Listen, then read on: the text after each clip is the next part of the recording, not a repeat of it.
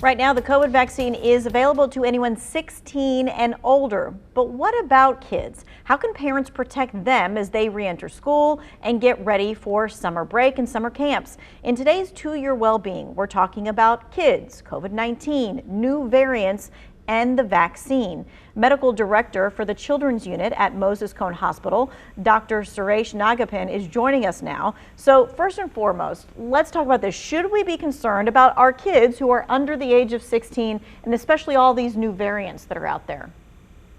Yeah, we've heard a lot about the new variants over the past few months, and mutations happen in viruses. So just to lay that on the line, there's nothing new or strange or weird about this particular virus mutating.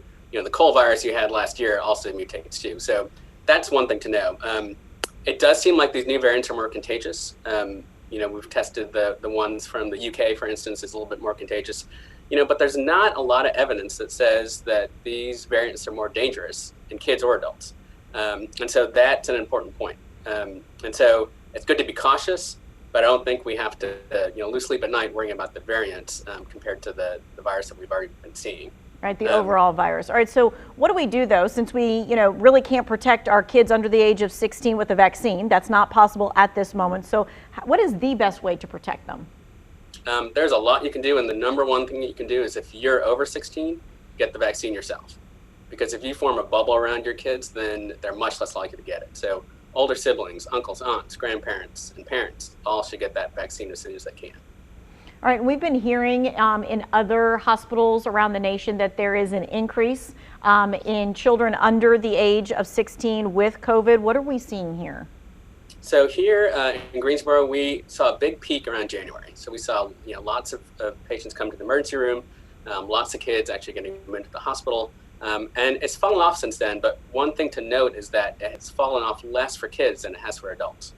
So it's sort of stagnating. The cases are still kind of trickling in, and so it just means that it's not over. And you hear that a lot. I think a lot of people are just kind of hoping and wishing that this is all done, and that's not quite true. I think where it's the fourth quarter, can't take our eyes off the ball yet, but it's not over yet. So still masking, still distancing, and getting the vaccine if you're eligible. Those are the key things. And so I'm wondering, when you had that peak in January and then the ones that you're seeing trickle in now, are the symptoms more severe in children, less severe? How do we gauge that? We're seeing about the same severity now as we did a couple months ago, or even at the end of last year. So, and you probably have all heard that in kids compared to adults, the symptoms are not as severe, and that's absolutely true. But the thing to know is that that's not true for everybody, right? So, across the country, there's been about 15,000 kids who've been hospitalized with this, and about 300 kids have died, unfortunately. And so, you put those numbers in context. That that's across the country, and so. It's a rare thing, but it does happen. And so we're always vigilant, right? So we want to be prepared. We want everyone to do everything they can to minimize those risks. Okay, the kids have been re-entering and going to school. They've been able to maybe do soccer or baseball and stuff like that as the spring has happened. As summer goes through, what are the activities that may be a little riskier to children and families with regards to COVID-19 exposure so that we can, have that top of mind? Yeah, so I think it's great that kids are getting out and doing things. I think it's been more than a year, and that's an important part of growing up is to be able to go outside and play soccer and all those things. But the kinds of things that are going to be riskier are things that are indoors, anything where people are unmasked. And what we saw is there was a surge in Michigan over the past couple months, and a lot of that surge was related to youth sports and outbreaks at youth sports. So there was almost 300 different outbreaks in Michigan related to youth sport. So, outside generally okay, but those inside sports can be a problem, especially if you're unmasked.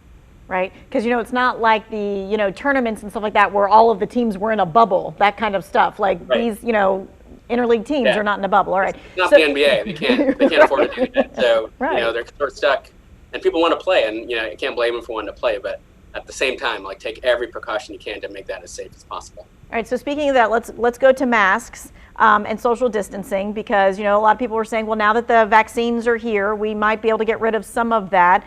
But what I'm hearing from all the experts, and I'm sure you're going to echo this too, that masks and social distancing still of utmost importance.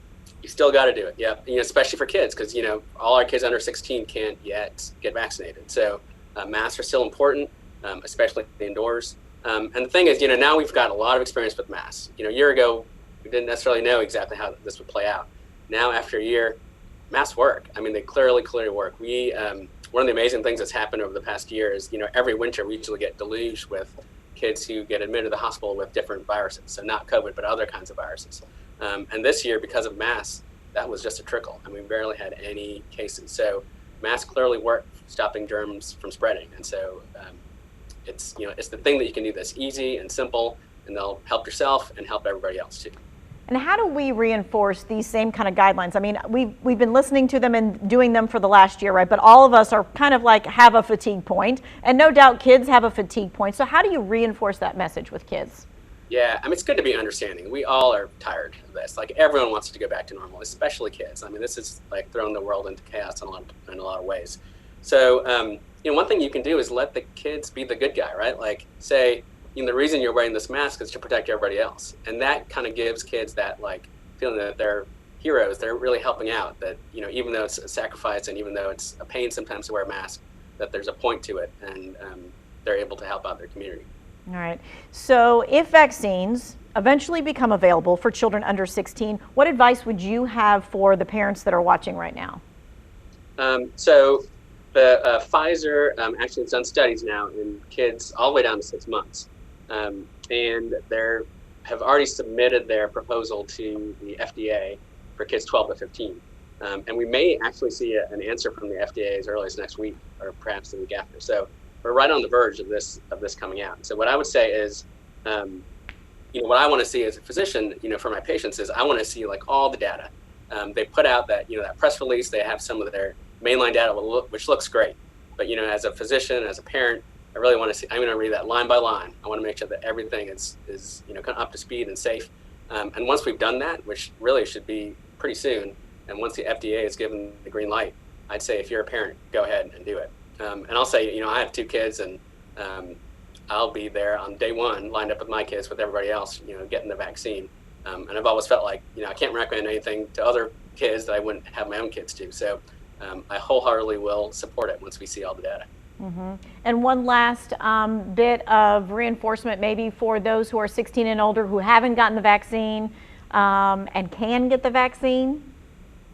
Get it right now, as soon as you can. It's gotten so much easier to get, and it's really not that hard to do. And if you're over 16, it's going to help you, and it's going to help everybody else. Now, after 4 or 5 months of having the vaccine, we've got millions of people who've gotten this. Lots of study. This vaccine's probably been studied more than almost any other vaccine that we've ever had, and it's super safe. It works great in older people, and it works great in 16 and 17-year-olds too. At Cone, our experience has been pretty amazing. So about 2/3 of people over 75 have been vaccinated, and in January they were like the bulk of the patients that were hospitalized, and now we've seen that go down by 8-fold. So we're just at a fraction of what we used to be for people 75 and over. So to me, that says the vaccine works, and we should all be getting it. All right, so Dr. Nagappan will be with us until 6 o'clock answering your coronavirus questions. Now, here's how you get one of your questions to our expert today. You text those questions, the number right now on your screen, 336-379-5775. We'll be back.